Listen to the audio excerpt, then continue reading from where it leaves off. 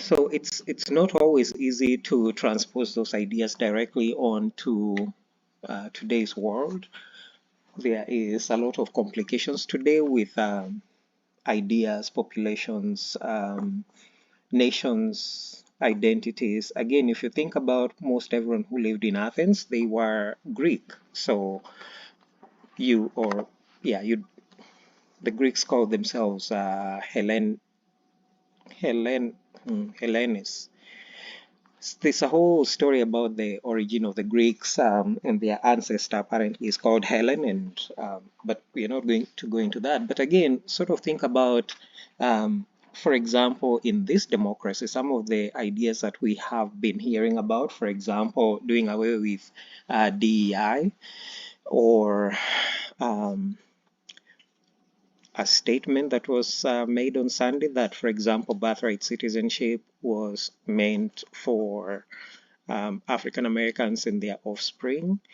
Now, most other Western democracies have some element of birthright citizenship, and so this would probably have only been issues in Greece or in Athens to the extent that about 40,000 people were enslaved, and so but those societies also had very strict rules about who could become a Greek citizen and so on.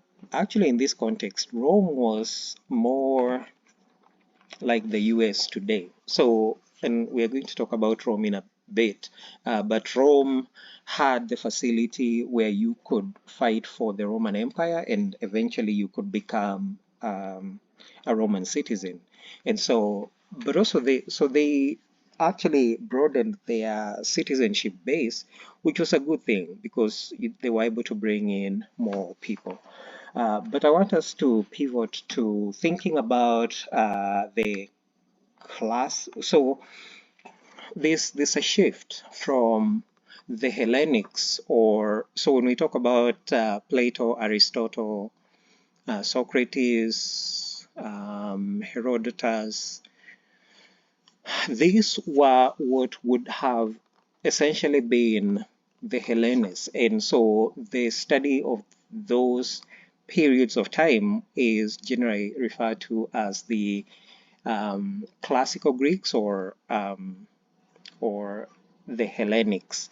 Now, from the Hellenics, so the Greeks are taken over by the Macedonians and Spartans and other groups in what was known as the Delian League, Peloponnesian League, actually. And so we see a period that is generally thought of as the Hellenistic period. So Hellenic period becomes the Hellenistic period. And so Macedonia, this is the period of the Hellenistic ideas. Now, so these were ideas that were slightly similar to the Greeks, but the classical Greeks were a bit more sophisticated. It seems that Macedon and its allies spent more time fighting other people than actually thinking up stuff. So there are four major schools of thought that are attributed to the Hellenistic society.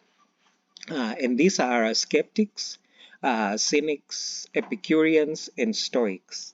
And so where we can, for example, talk about, and you also will not see like a lot of writers or philosophers in the Hellenistic period.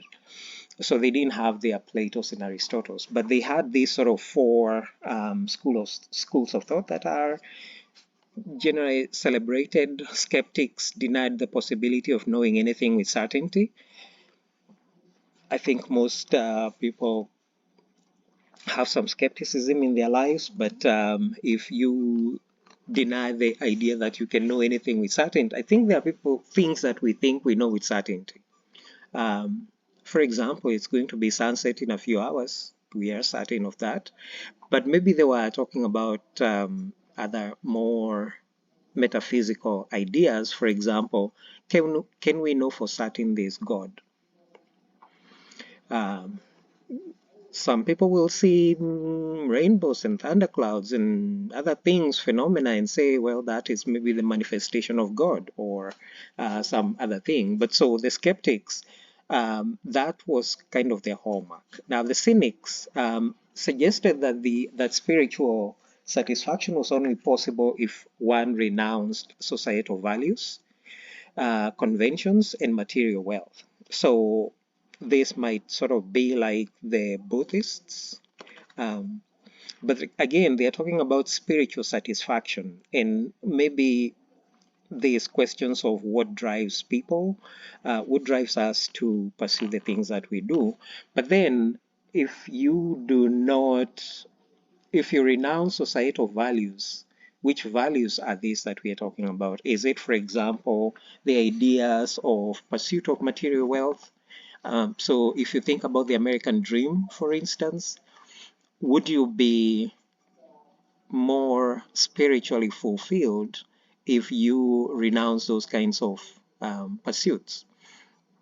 But so again, here the spiritual satisfaction that is conflated with the questions of material things. I'm not sure that they necessarily. There are people who are wealthy, but they still pursue other things like religious beliefs or power or other things, and so they probably would.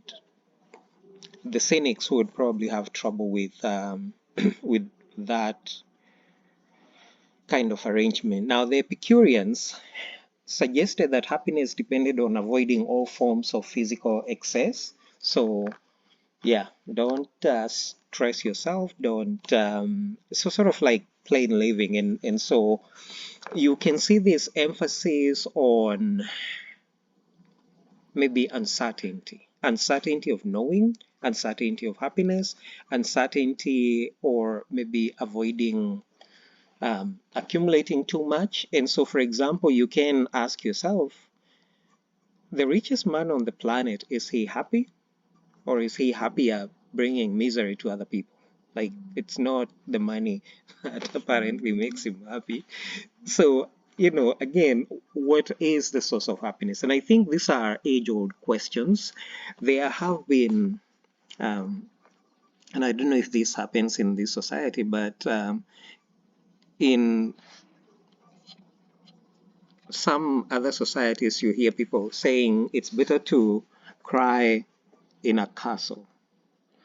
Um, I I would say it's probably better not to cry at all. So that would make me a stoic, maybe. Uh, but again, think about what every American is taught to do: pursue the American dream. But again, is pursuing the American dream a physical excess? Is working most of your life a physical excess? Or is it, avoid going to the gym, avoid climbing mountains, because you're going to come back down anyway. So, but it does seem like the Hellenic peoples kind of spent a bit of time thinking about issues of happiness. Now, the Stoics would probably be what I call the Greek Buddhists.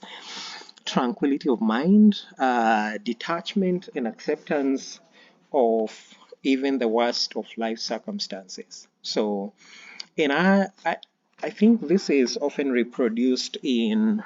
I try not to watch lots of National Geographic documentaries, but if you watch documentaries from other places, especially places where people don't have as many resources, you will hear statements like they are so poor, but they seem so happy. Now, the question though then is, do people have some way of finding happiness or maybe contentment even in the worst of life's circumstances? And you see, even people who don't have those kinds of material resources still going on with life and finding elements of happiness. And so but they also have the hope of maybe making some money, and so therefore having material wealth. So maybe they are not cynics. But so tranquility of the mind is a hallmark of the Stoics. And if we just think about the application today of the word Stoic, someone being sort of strong and um, undefeated. So these are basically the four major schools of Hellenistic thought. We, as I mentioned, we don't see lots of philosophers, but so these would be some of the ways in which Stoics would see themselves in each other. Now, I want to briefly talk about the Romans because when we think about modern philosophy, it comes from both the Greeks, the Hellenics, but also from some borrowing of other ideas. For example, if you think about Martin Luther King's nonviolent protest, you could ask yourself, where did he get these ideas? And so there's a bit of synergy between Martin Luther King, Gandhi, and eventually Mandela, even though Mandela eventually gives up the idea of nonviolence. He's like, well, this nonviolence isn't working very well, so maybe we need to be a bit. So there are many sources of Western philosophy, not just Greek. And so Rome actually contributes some of the most visible elements of Western society today.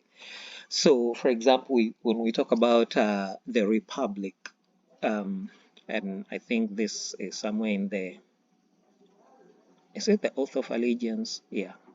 The Republic for which it stands. So, the Republic, what is the Republic? Now, and again, a lot of these terms will come from the Latin or Greek terms. So, res publica, which was which meant a public thing. So deliberations in public. And so res publica, it's a public thing, a thing for the people or government by the people.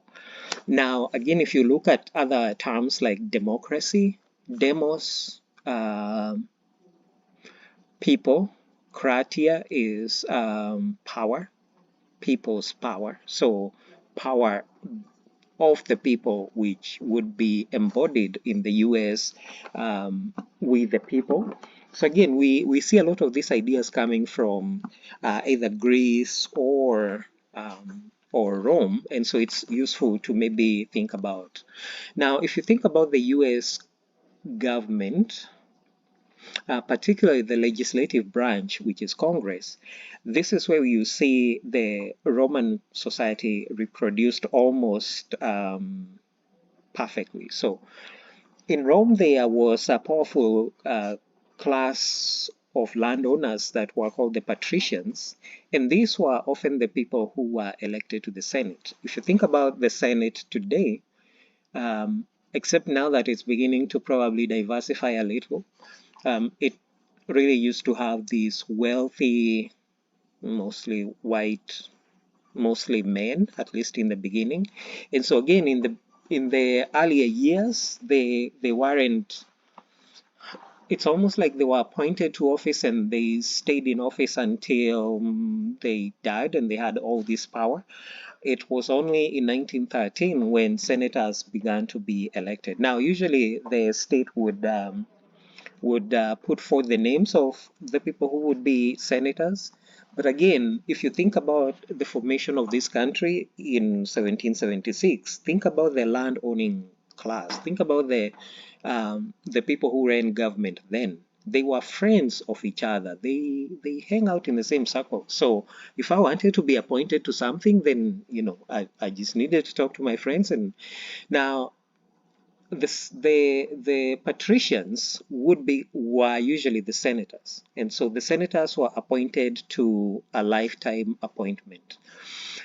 Um, Today, so the US has changed that a little, but the UK, for example, and again, I want you to remember that we are talking about Western society because it's informed by Roman, so modern theories about Western society. So the UK, for example, has a House of Lords. Now, Lords are people who have achieved some things in British society, and so they get knighted. So when you hear them being called sir, and so most, I think, literally everyone who is in the House of Lords is, one of those wealthy knighted people.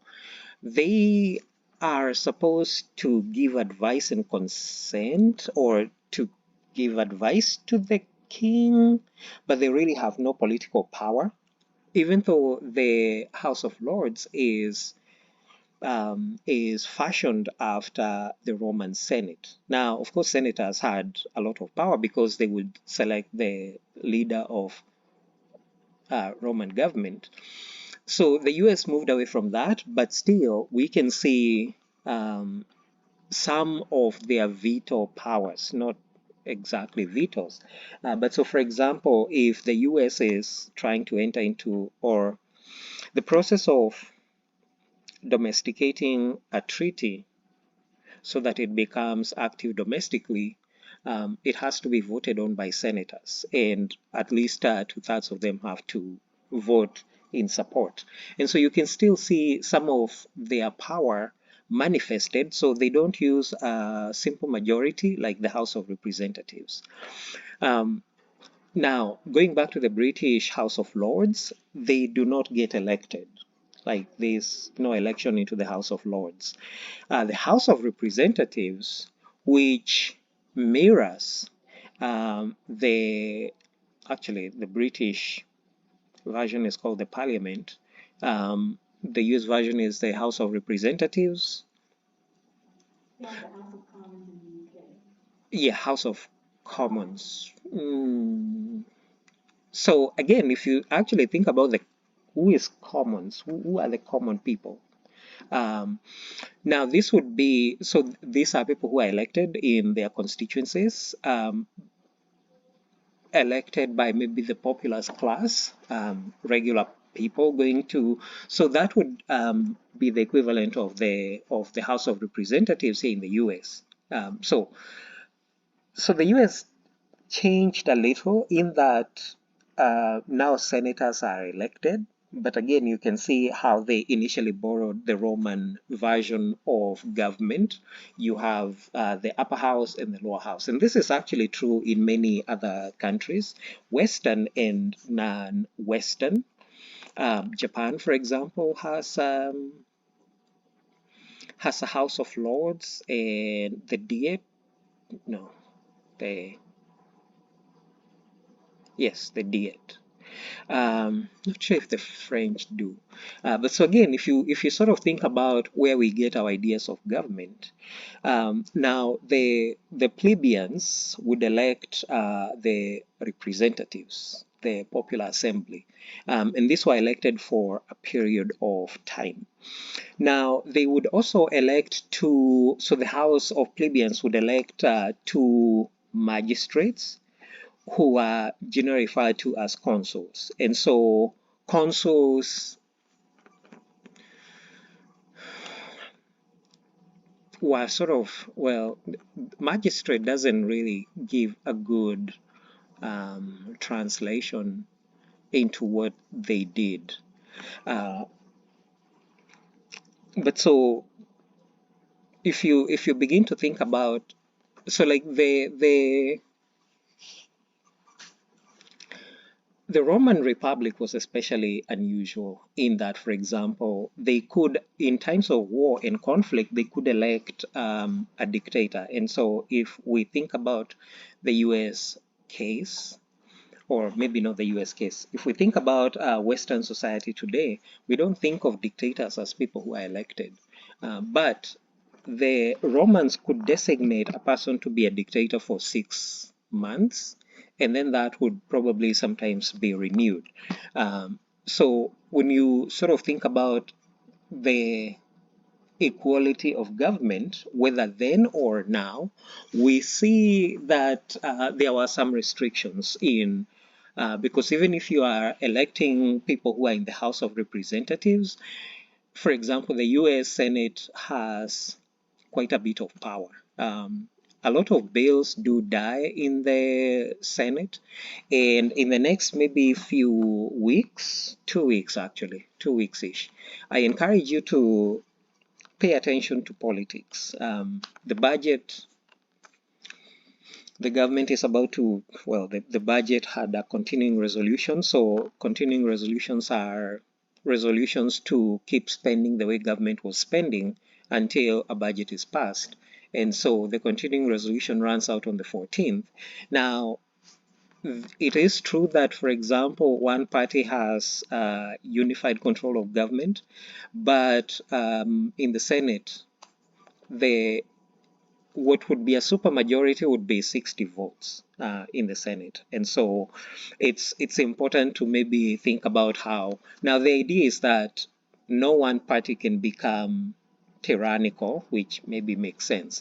But so the question is that even representative? Is it representative to have Wyoming or Vermont to have two senators who have equal votes with California, which has about 40 million people, and their senators have two votes. So the question of representation or who rules has always been a big question.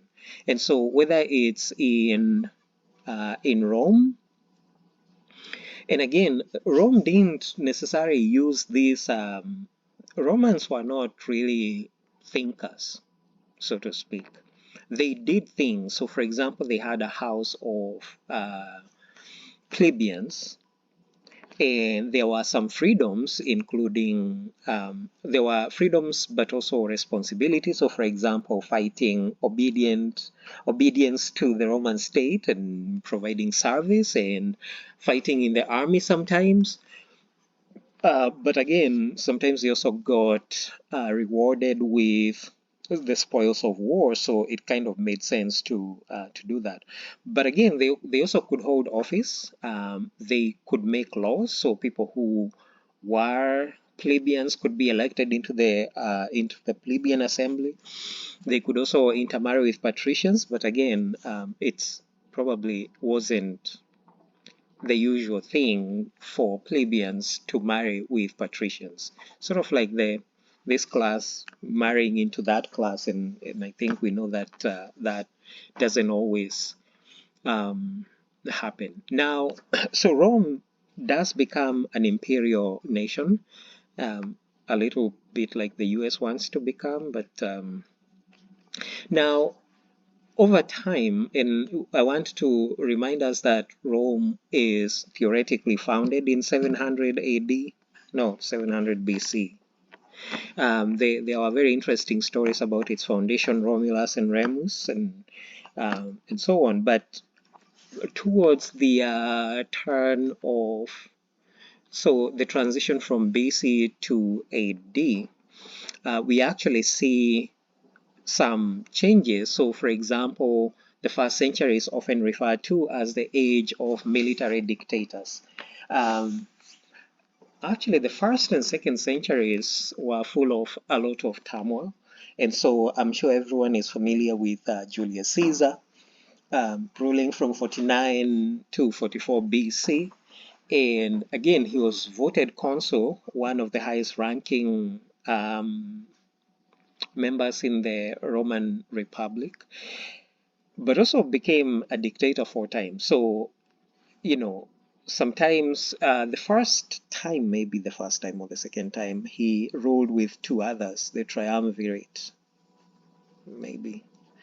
And so again, if you sort of think about the question of governance, who governs best? Is it better to govern for one individual to govern, But also, then we go back to Plato and Aristotle and begin to think about um, rule by the mob.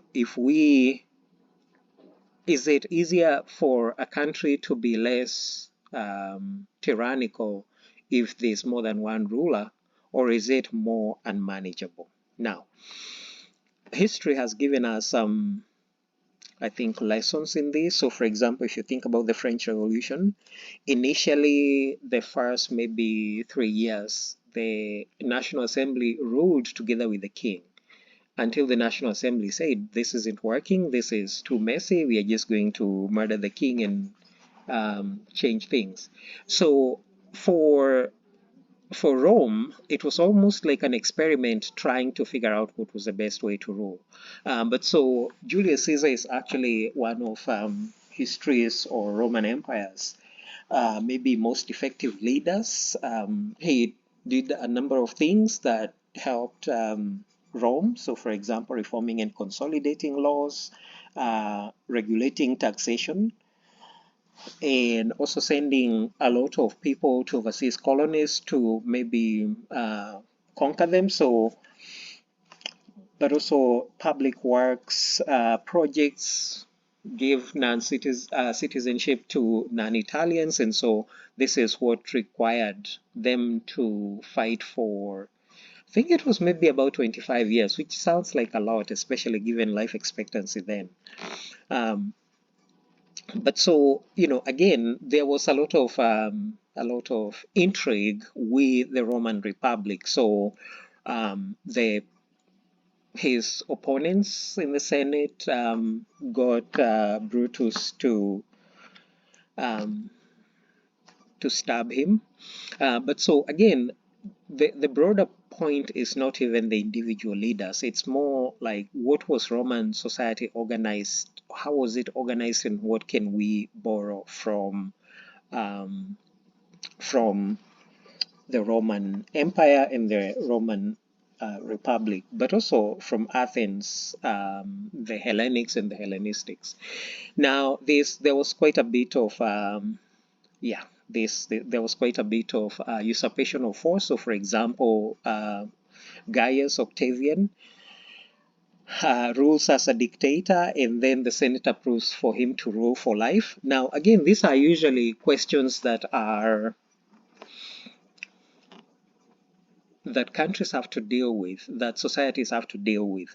Is it better to have a ruler for life? There are some elements of rulership that are usually for life. So, for example, most kings and most monarchs will rule for life unless they abdicate. Most presidents, now, and this differs from place to place. So, there are places where presidents can rule as long as they keep getting reelected. Now, whether they get reelected or whether they do something with the ballots, that is. But also in places like Russia, where there are term limits, the president there decided that he was going to become prime minister for a bit and then go back to being president. So there are ways to go around some of even these rules. In other places, they just decide to do away with the constitution or change it so that they can remove term limits. There is a very interesting discussion going on in this country about whether term limits should be removed.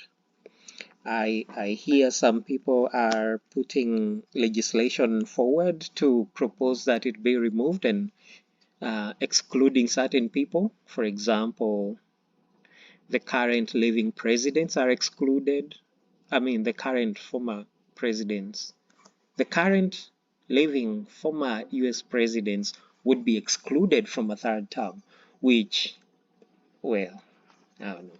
But anyway, so even Rome had to deal with these questions.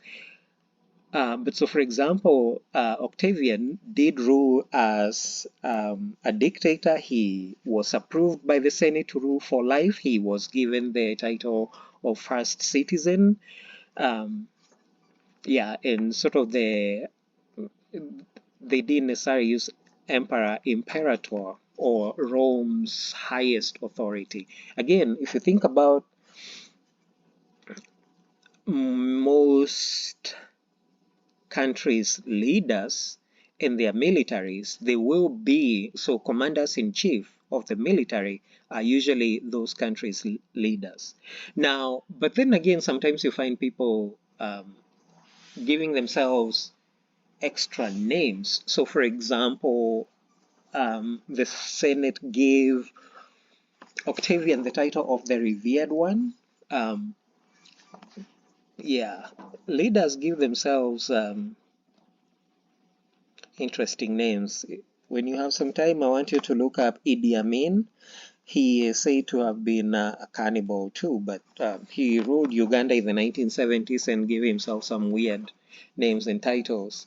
But so again, sometimes power gets to people's heads. So approval to rule for life, dictator, the revered one. But also you say he retains the right to. Now, so one of the triumvirates included Mark Antony in a lot of intrigue, and we are not even going to talk about Cleopatra and Mark Antony. But again, this, if you actually think about Cleopatra, who was an Egyptian queen and gets together with Mark Antony, and there was a lot of marriages in there and a lot of I will not say incest, but some really sketchy stuff going on. People getting killed. So, for example, um, yeah, Octavian marries Mark Antony's sister. So again, if you think about the triumvirate, a lot of, and this used to happen a lot in European countries, maybe in the 17th, 18th centuries, the royals marrying each other. And so again, you see a lot of that. Now, the question is, for example, whether Julius Caesar had a child with Cleopatra. And again, we shall not even go into all the drama that was around Mark Antony and Octavian and Cleopatra. The important thing I think to think about is, how was Rome ruled? What do we borrow from Rome, and how is it applied today? Now, in terms of leadership, we can and do often see good leaders and maybe some not so good leaders. There is, in the year 193 AD, or Common Era, 5 different people claimed to be the Roman emperor. So again, there was a bit of harmony sometimes, because there was also a period when we had 5 good emperors. And so again, when we've been talking about what are the qualities of a good ruler, we have to maybe think about those kinds of things. But in AD 193, and this is as the Roman Empire begins to become weaker, what's on the map there is actually, I think, battles that occur. And so Pertinax and all the other 4 in AD 193 claimed the rulership. The last one, Severus, probably ruled for like 2 years. But again, you can see even Rome had quite a bit of. Now, the number 3 actually came from Africa, and he was like in the area of Tunisia, and then he marches on Rome, but eventually he's killed. So even though we are talking about, some sort of rule, we can't say that this was necessarily harmonious. And I think the Romans were still trying to figure out who is the best ruler, how is the best rule going to manifest. And so if you actually, so these 5 emperors, the year of the 5 emperors, actually come on the tail end of what is called the 5 good emperors. And these were Nerva, Trajan, Hadrian, Antoninus, and Marcus Aurelius. And this reigned during a period of what